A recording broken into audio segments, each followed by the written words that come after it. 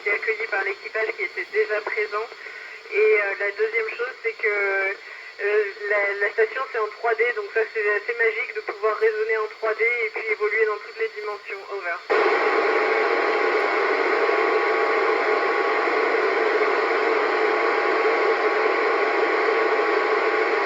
Un long séjour dans l'espace nous fait nous rendre compte qu'on est vraiment finalement loin. Alors on est très connecté parce qu'on est toujours en contact avec les stations sol, mais en même temps si nous arrive un problème médical, une urgence, etc., mais on doit se débrouiller entre nous, on est un équipage à 7 ici et on a besoin de toutes les compétences à la fois médicales, un peu d'urgence, etc.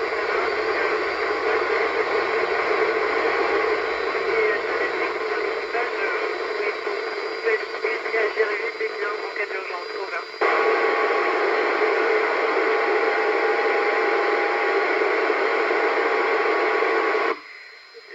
L'effet premier, en fait, c'est ce qu'on appelle le fluid shift, c'est que tous les fluides ne sont plus attirés vers les pieds comme sur Terre, mais en fait, le sang remonte vers la tête. Et donc, on a souvent le visage un petit peu cousu quand on est dans l'espace.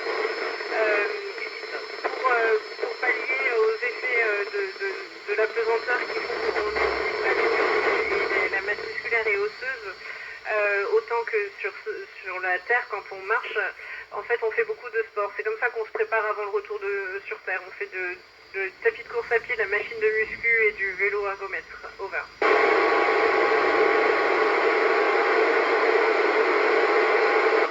Alors c'est assez amusant comme question parce qu'en fait on arrive ici pour la première fois, c'est un peu tout qui est nouveau, ne serait-ce que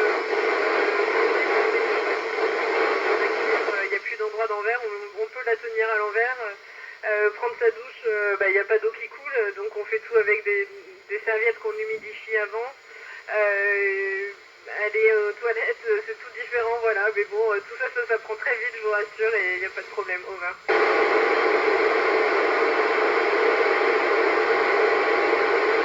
Alors, la journée typique, elle commence par un briefing le matin à 7h30 du matin et elle se termine par un débriefing à 7h30 du soir. Et entre-temps, on a beaucoup d'activités. Et ces activités, ça se partage entre expérience scientifique, expérience médicale, maintenance de la station et 2 heures de sport par jour. Over.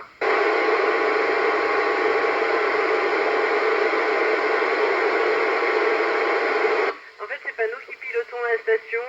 La station, elle est contrôlée, l'attitude de la station, c'est-à-dire l'orientation dans l'espace, elle est contrôlée par des gyroscopes. Un peu regardez sur mes réseaux sociaux, j'ai fait une vidéo sur les gyroscopes, vous pourrez voir le principe physique du terme.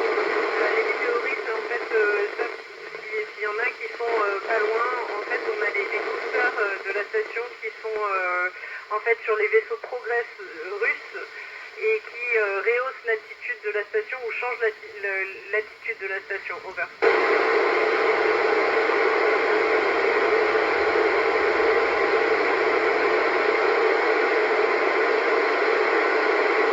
Alors pour moi c'est clairement la gestion de l'atmosphère interne, puisqu'en fait dans l'espace il n'y a pas d'atmosphère et nous il faut recréer à l'intérieur de la station une mini-atmosphère et pour ça on est obligé de le faire avec des ressources limitées et donc on recycle 98% d'eau. Imagine si on arrivait à faire ça sur